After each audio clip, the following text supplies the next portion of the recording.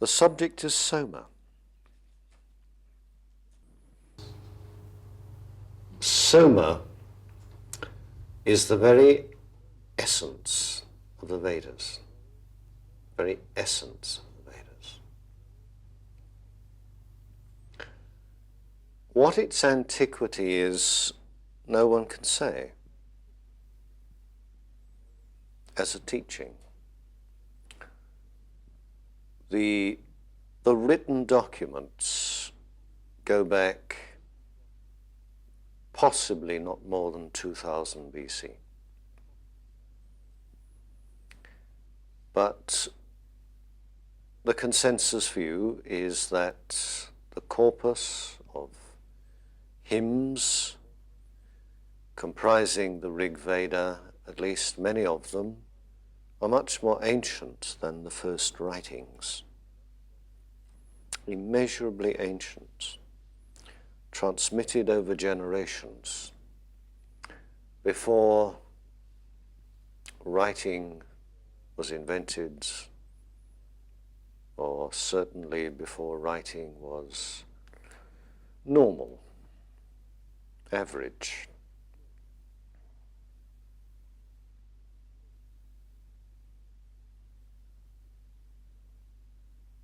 So what its origins are is a matter for conjecture.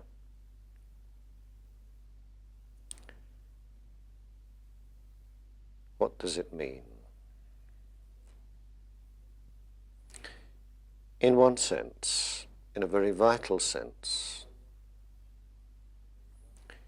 it is the inner meaning, I submit, the true meaning of the mystery of the Eucharist.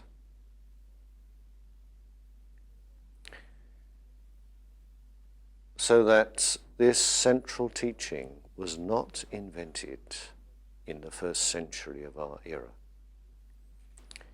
It goes back to the earliest reflections and aspirations in the spiritual life of the human race.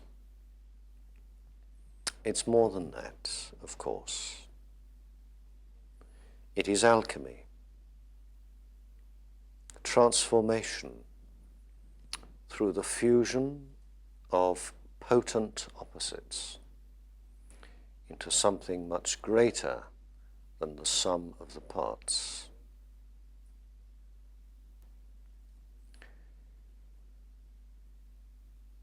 It's more than that. It is the deepest meaning of the teaching of sacrifice. What is meant by sacrifice? If Christianity means anything, it means cognition of sacrifice at its fullest and richest level.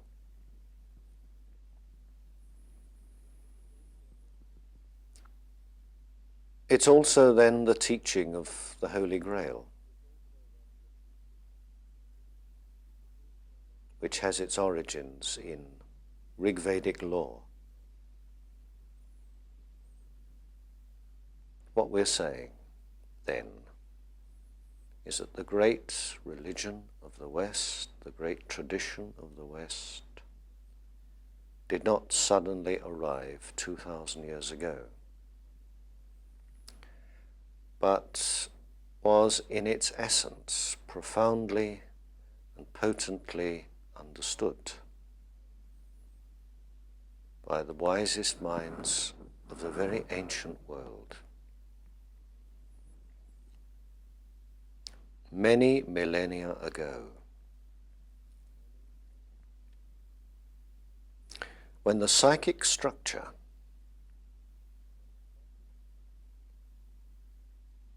of human consciousness was much less complex, much more simple, much more given to direct seeing. into the deepest mysteries. We have become cluttered and emasculated through our over-cerebration and hyperactive brain level. Yoga essentially means, then, to simplify, to experience fully, totally, not merely cerebrally, to respond from all centers as an integrated entity.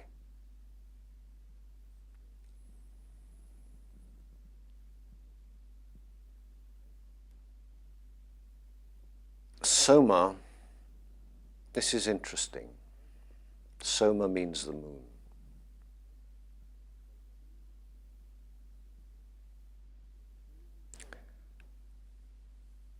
Do we fully understand?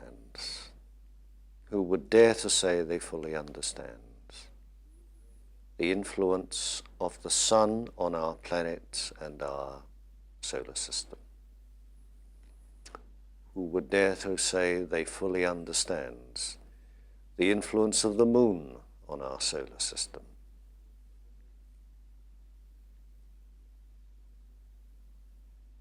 The ancient consciousness revered the living cosmos. The ancient consciousness sought harmony with the cosmos. It sought, and some would claim, attained, in some degree, cosmic consciousness.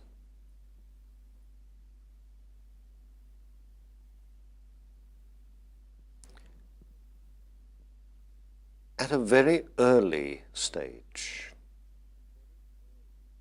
in the evolution of this planet, before organic life had appeared,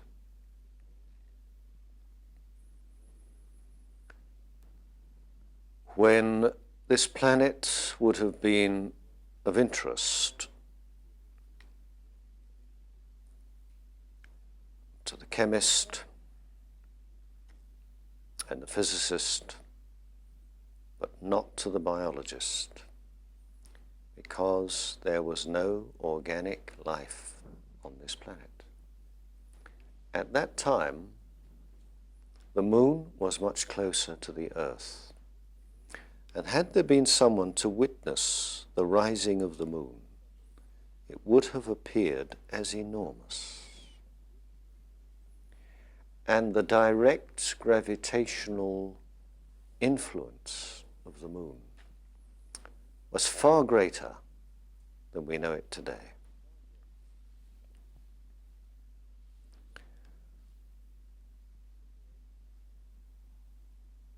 In the ancient Sumerian culture, and in other cultures, the Creator was not seen as the sun, but as the moon. And perhaps the moon as the Creator was cognized in certain ancient races through some inherent memory in the planetary samskaras that the moon exerted a tremendous influence on the very early stages in the evolution of Earth.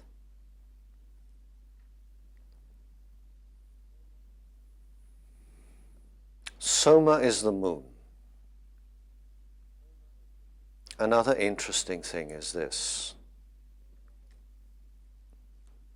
Soma is not feminine. is not depicted as feminine. There is a strong tendency throughout the ancient mythologies to see the sun as male and the moon as feminine.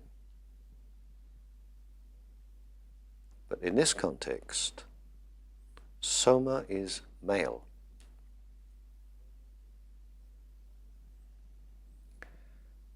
If one looks into it, one can see why it's necessary to represent Soma as masculine. Because Soma is many-sided. Many aspects to this quite prolific symbolism. Soma, in the first instance, is a plant. No one has for certainty identified what plant, but it was a plant employed in ancient Vedic ritual.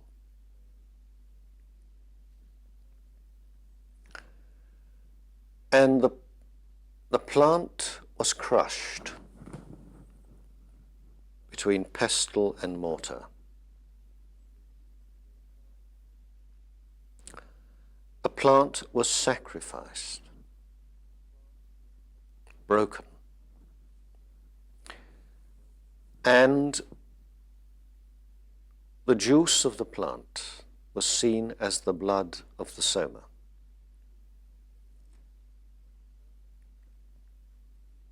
So Soma was the plant.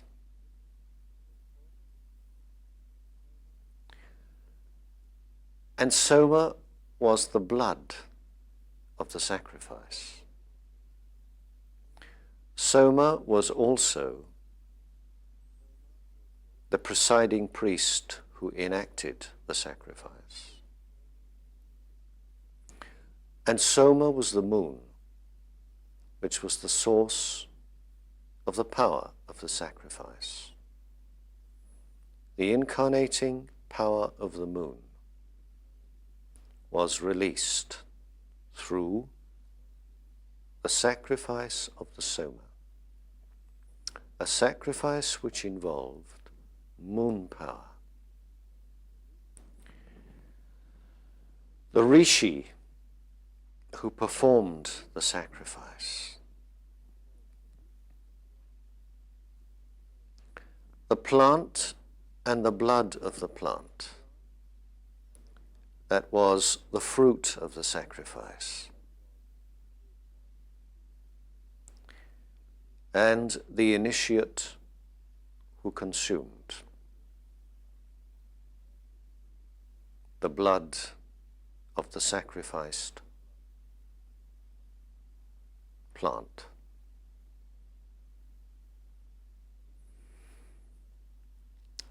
These Vedic ceremonies took place on remote mountaintops. One may assume it was a special place, at a special time, at a certain conjunction of humankind and the planetary powers and the angelic forces. These are mentioned in the documents concerning Soma. It was a coming together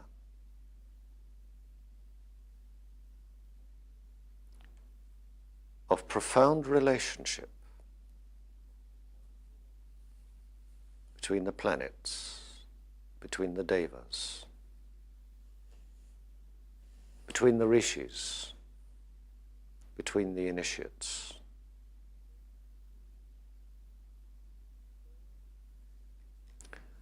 Soma is symbolized in a number of ways. Soma is the plant, as we've said. Soma is the moon in its ultimate sense. Soma is symbolized as a bull.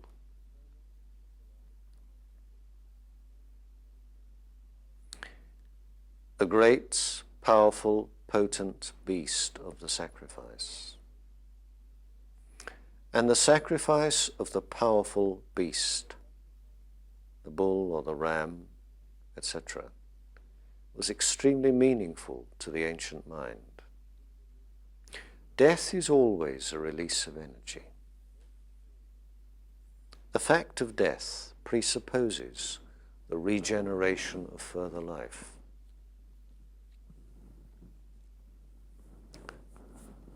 Maleness, potent, powerful maleness,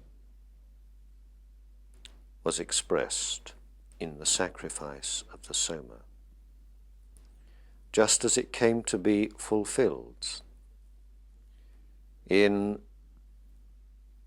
later mythology and later religious practices through the sacrifice of the king, the potent, powerful being whose sacrifice gave remission of sins and new life to the earth and society, which has a lot to do with the Christ story.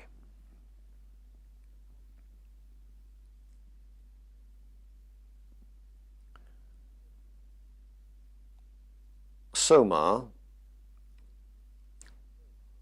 is depicted as marrying Surya. Surya means the sun. The word is not quite the same. Surya as the sun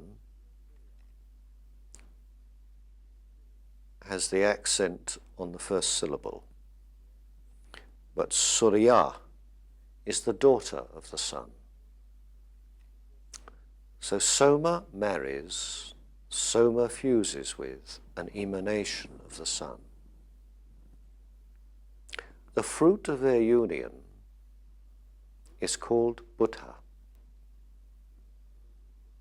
not the one later known as Gautama Buddha, but the original, the archetypal Buddha.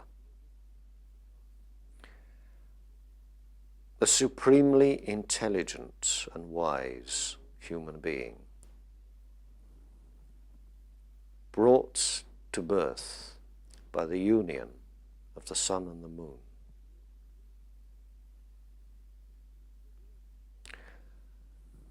The word Soma is interesting. Ma means mother.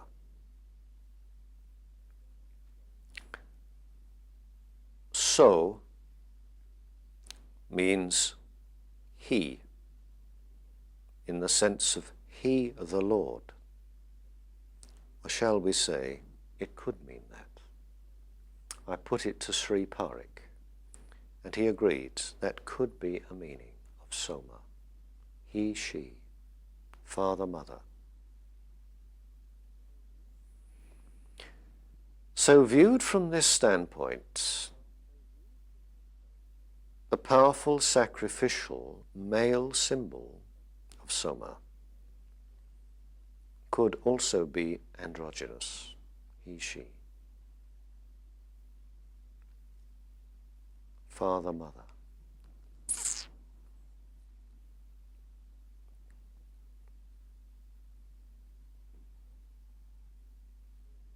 So, that's all we need say, I think, at that stage. That's another story, Aditi. Any observations on this specific hymn?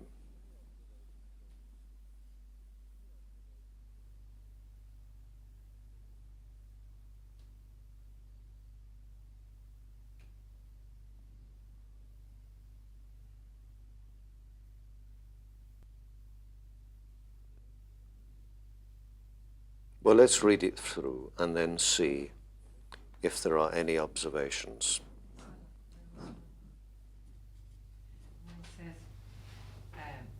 In the prayer it says that when we drink it, that it stays with us, which means it's not certain that if we have Soma, we'll reach a state, a permanent state. There is always the danger of falling back.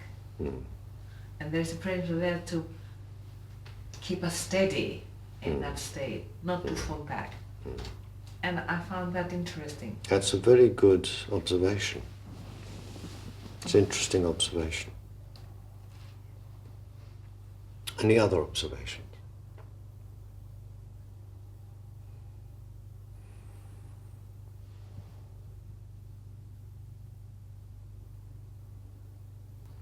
Well, let's just read it through.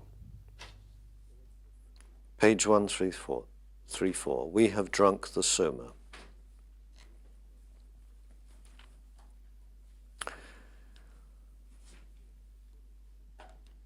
This hymn celebrates the effects of Soma, particularly the feeling of being set free and of being released into boundless open space, and the belief that the drinker is immortal.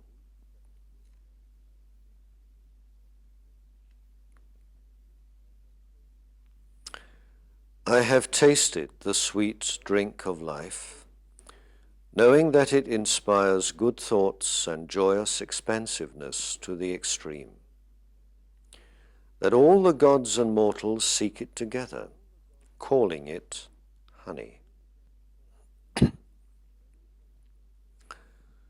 When you penetrate inside, you will know no limits, and you will avert the wrath of the gods. Enjoying Indra's friendship, O drop of Soma, bring riches as a docile cow brings the yoke. We have drunk the Soma. We have become immortal. We have gone to the light. We have found the gods. What can hatred and the malice of a mortal do to us now, O immortal one? When we have drunk you, O drop of Soma, be good to our heart, kind as a father to his son, thoughtful as a friend to a friend. Far-famed Soma, stretch out our lifespan so that we may live. The glorious drops that I have drunk set me free in wide space. You have bound me together in my limbs as thongs bind a chariot. Let the drops protect me from the foot that stumbles, and keep lameness away from me. Inflame me like a fire kindled by friction. Make us see far. Make us richer, better. For when I am intoxicated with you, Soma, I think myself rich. Draw near and make us thrive. We would enjoy you, pressed with a fervent heart, like riches from a father. King Soma, stretch out our lifespans as the sun stretches the spring days. King Soma, have mercy on us for our well-being. Know that we are devoted to your laws. Passion and fury are stirred up. O drop of Soma, do not hand us over to the pleasure of the enemy. For you, Soma, are the guardian of our body. Watching over men, you have settled down in every limb. If we break your laws, O God, have mercy on us like a good friend to make us better. Let me join closely with my compassionate friend, so that he will not injure me when I have drunk him. O Lord of bay horses, for the Soma that is lodged in us I approach Indra to stretch out our lifespan. Weaknesses and diseases have gone. The forces of darkness have fled in terror. Soma has climbed up in us, expanding. We have come to the place where they stretch out lifespans. The drop that we have drunk has entered our hearts, an immortal inside mortals. O Fathers, let us serve that Soma with the oblations and abide in his mercy and kindness. Uniting in agreement with the Fathers, O drop of Soma, you have extended yourself through sky and earth. Let us serve him with an oblation. Let us be masters of riches. You protecting gods, speak out for us. Do not sleep or harmful speech. Do not let sleep or harmful speech seize us. Let us, always dear to Soma, speak as men of power in the sacrificial gathering. Soma, you give us the force of life on every side. Enter into us, finding the sunlight, watching over men. O drop of Soma, summon your helpers and protect us before and after.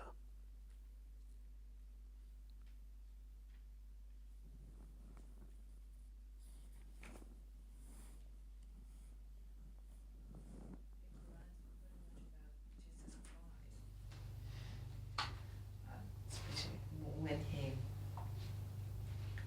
at the Last Supper, when he gave the bread and the wine to his disciples. Yes. And ever after, and he said, when you have that, then you will understand Yes. what I'm Yes. talking about. Yes. Yes.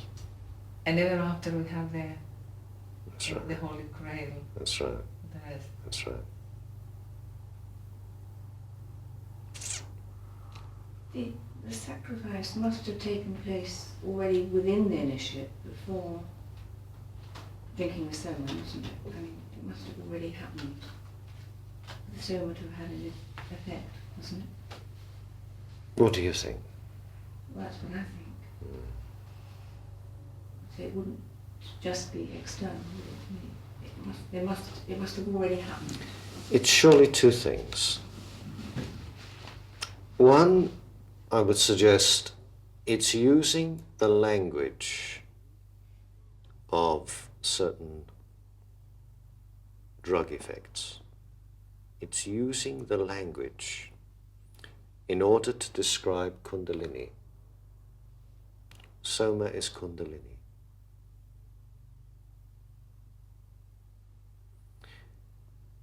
That doesn't necessarily preclude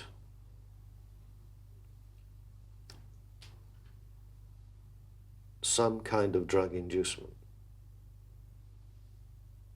There are some, you see, who would look at texts of this kind and will give Soma a purely symbolic interpretation. I have a lot of sympathy with that. But I'm not too keen on the either-or syndrome. The one doesn't necessarily exclude the other. In all probability, there was a physical fact as well as a psychological fact, concurrent.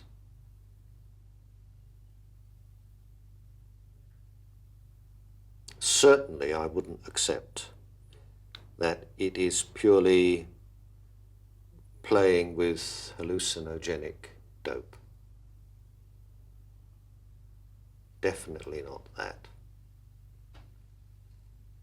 But the imagery of the plant being crushed and the sacrifice, if that was a state that the initiate had reached, I don't quite understand how that ties up with Kundalini.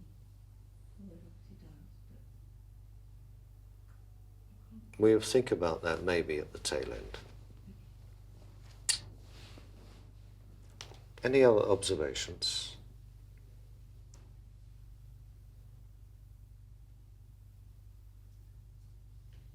It implies that he says we have drunk Soma, which is protection against hatred and the malice of mortals. Yes. But it doesn't seem to be a protection. There is a problem with the immortals, because it says further down, O drop of Soma, do not hand us over to the pleasure of the enemy. Doesn't it? So it does seem that one can get into trouble even having had Soma. Yeah, perhaps particularly because of having had the Soma. Yes. But not by mortals so much as by the gods or the immortals. Both, maybe. But it says it's a protection up here, Yeah. doesn't it? It said, what can hatred and the malice of a mortal do to us now, Yes. having drunk Soma? Yes. But then further down it implies that Yes. the problem is... It's a conundrum, isn't it? Anything else? It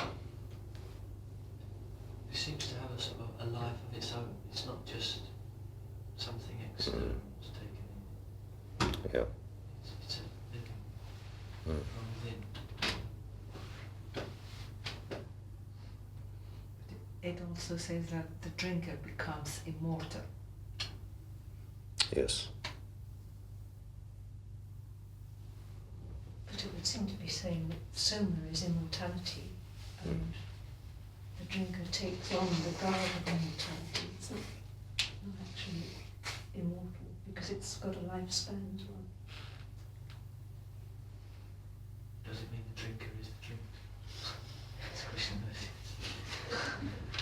if Soma has got something to do with Kundalini, and plus it is a drink, could it have something to do with the nectar from the 1,000 petal lotus? Oh, yes. Oh, yes. It's the moon up here.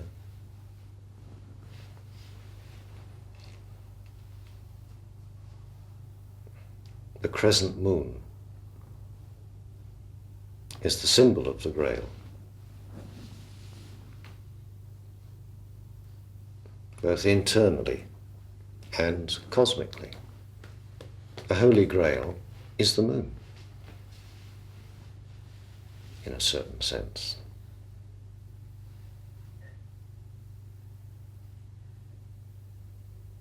And it could be the Son, the Father, the Son. Could it be? It could be. Could it be that in the solar Purush, the moon is the Agnya of the sun?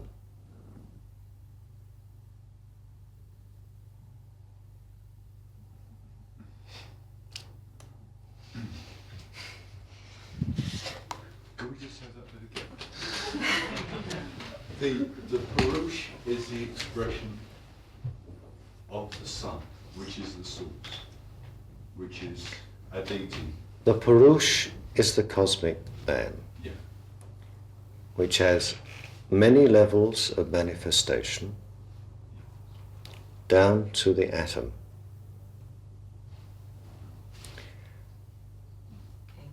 the solar pattern is the pattern of the Purush.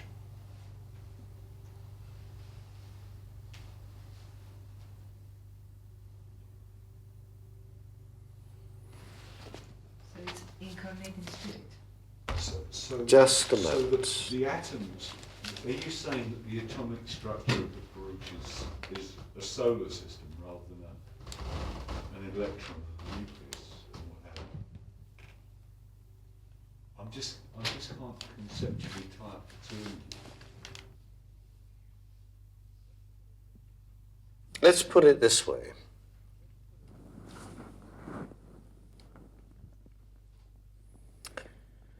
And try and set it in context. The sun is the central body of the solar system. It is almost the sole source of the world's light and energy. Also, the source and the substance of organic life itself. All planetary life was evolved from the sun's substance. That substance may be called Prakriti.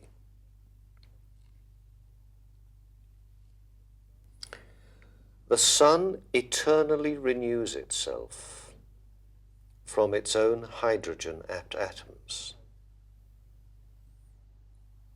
in cyclic interaction. Consciousness is inherent within this substance, as a man is inherent within the fertilized ovum. The sun is therefore our father and our mother, ultimately.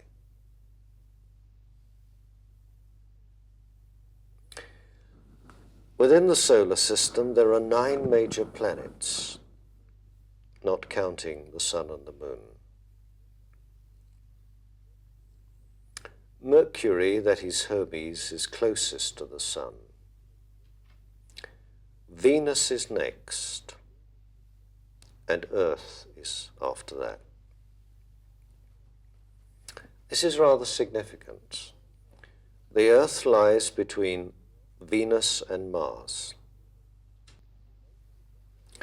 Most of the planets spin on roughly the same plane as the Sun, at right angles to their own orbits. Mercury is the smallest planet. Jupiter is the largest. Mercury is upright.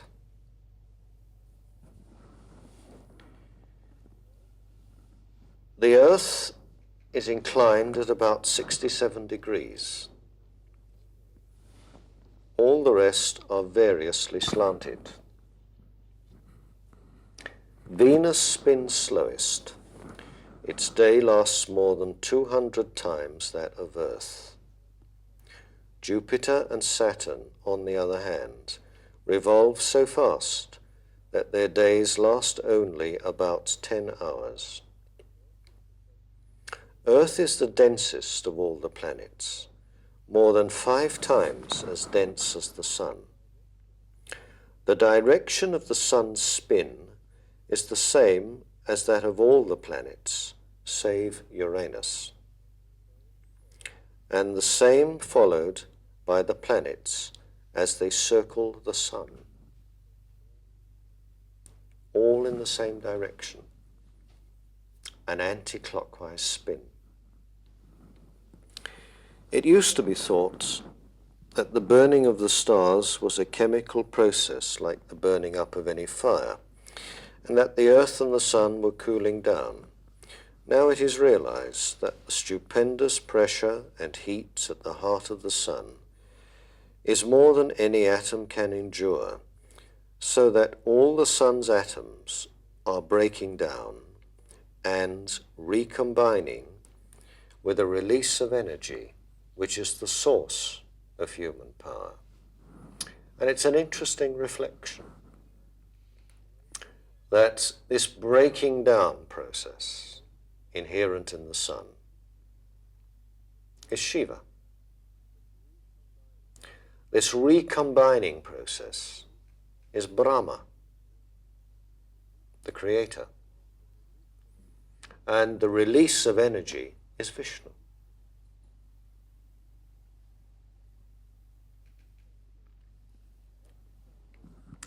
As the sun grows old, it will destroy the solar system, not by cooling down, but by swelling until the earth is cremated in about 5,000 million years' time. Thus, the earth's destiny is to be absorbed into the expanding sun, just as the ego's destiny is to be absorbed into the Atman. There one suggests the expanding Atman. Spirit expanding to embrace substance. This is thus the transformation process sought by the alchemists. It is also termed resurrection.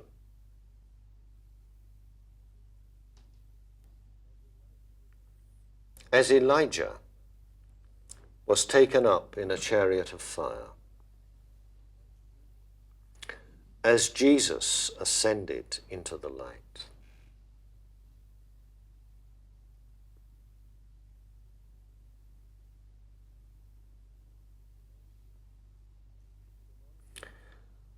to non-Jews, El or Eli equaled Heli, or to the Greeks, Helios,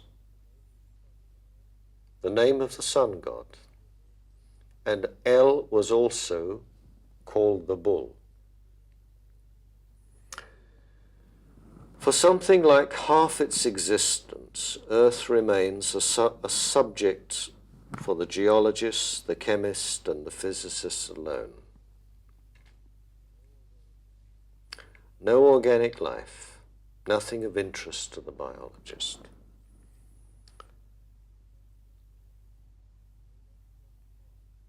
In that first half of the Earth's life, the days were shorter, perhaps no more than 10 hours, until gradually the speed of the Earth's spin was slowed by the drag of the moon on the tides. The moon was then much nearer to the Earth. The nights would then have been more brilliant and moonrise most majestical.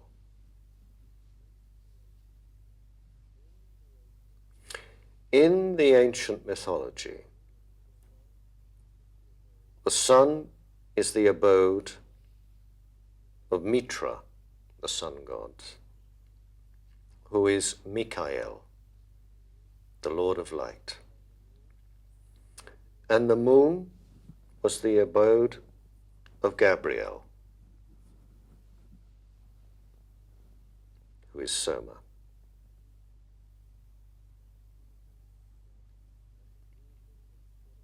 And the fusion of Surya and Soma gives us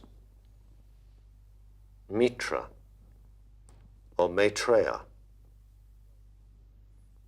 the Christ Buddha principle.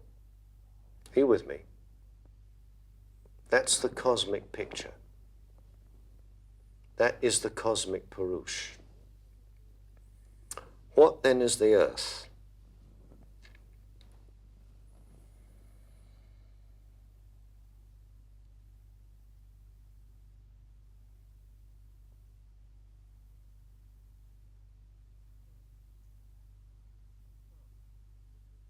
The sun is the Atman of the earth.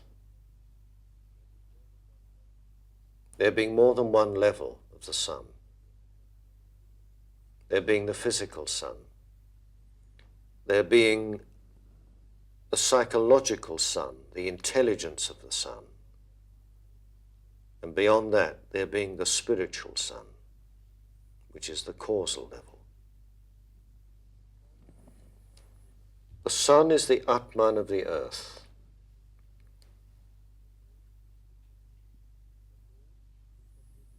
The moon is the Buddhi of the earth. Remember the placing of those 9 planets.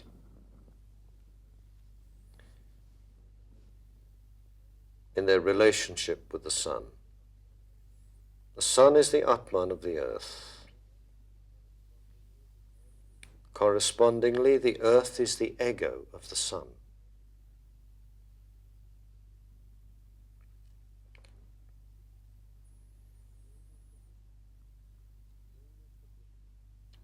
Moon is the Buddhi of the earth.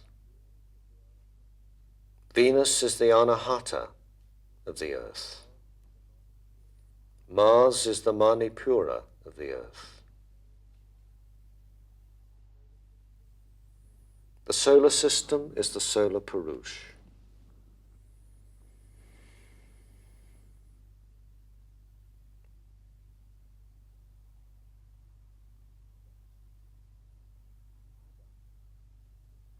Adam, which means the man. Adam is the earth.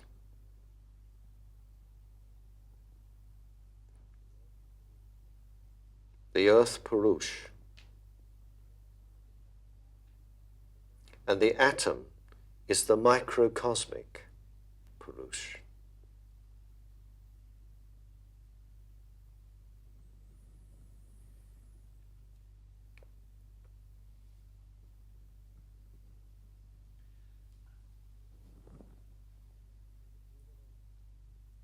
And the human entity is the fruit of the polarity of the cosmic Purush, the solar Purush, and the atomic Purush. And Buddha is its fulfillment. Are you with me? We've digressed into another talk. What did you say Mercury Hermes. was? I mean, Hermes, Hermes, the Agnya. I don't think we should go on any further. I think we've said enough by digressing into the Purush of the solar system. Earth is the ego of the sun. Sun is the Atman of the earth. The other entities within the solar system have their corresponding places with the chakras and the rest of the human complex. Are you with me? Yes, I was going to say from the solar system, from the 9 planets, Earth was chosen for the manifestation of the spirit. Yes, yes, yes, And then it falls this triangle with moon and sun, yes, yes, yes. and the others are just playing. They have their part. But it is the consciousness on Earth. Yes.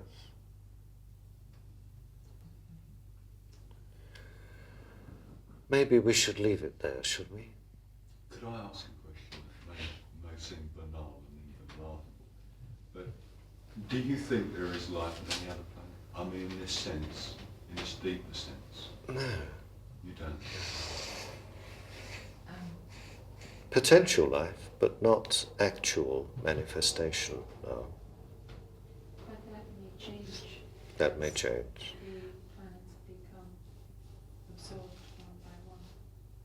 That I will thought change you were going to say as we colonize them, taking our chaos to the rest of the solar system. Yes, there are other solar systems that Oh, yes. we don't know about. There are many, many, many solar systems. Yes, many. I said hundreds. Yes. untold millions. Well, I still don't understand then, because if the sun is a source of all, and the spiritual sun is the Paka source, Yeah. then if there are many solar systems, there are many Paka solar suns. I don't understand. Of course you understand. No, I don't. Yes, you do. The atom is a miniature solar system. The human being is a solar system with the chakras and the various elements. The one existing within the greater life, being reproduced ad infinitum throughout infinity. But the totality of all life is the cosmic Purush. Now you see, don't you? Of course you do. Of which each solar system is a chakra. In one sense, in one sense. It's getting a bit heavy, isn't it? All is life within life, and the cosmic pattern is reproduced down to the smallest atom.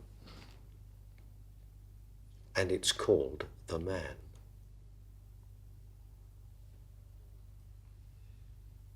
Purush. Adam. And the totality of everything, all the solar systems, is, if you like, what do they call it, the body of God. Yes. That is it, and there's nothing Yes. outside of that. What else? There are other gods. The manifest universe is the body of God. That's as close as we will come.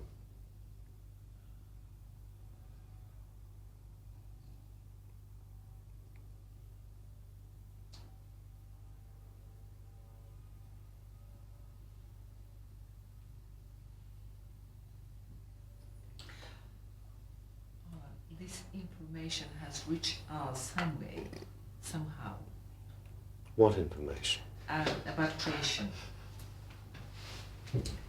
like the Rig Vedas. Yeah.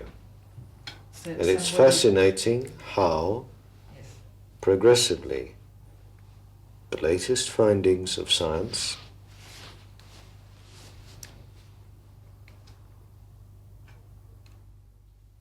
conform to the earliest Vedic visions.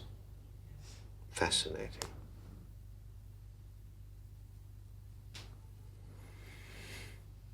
Time for tea.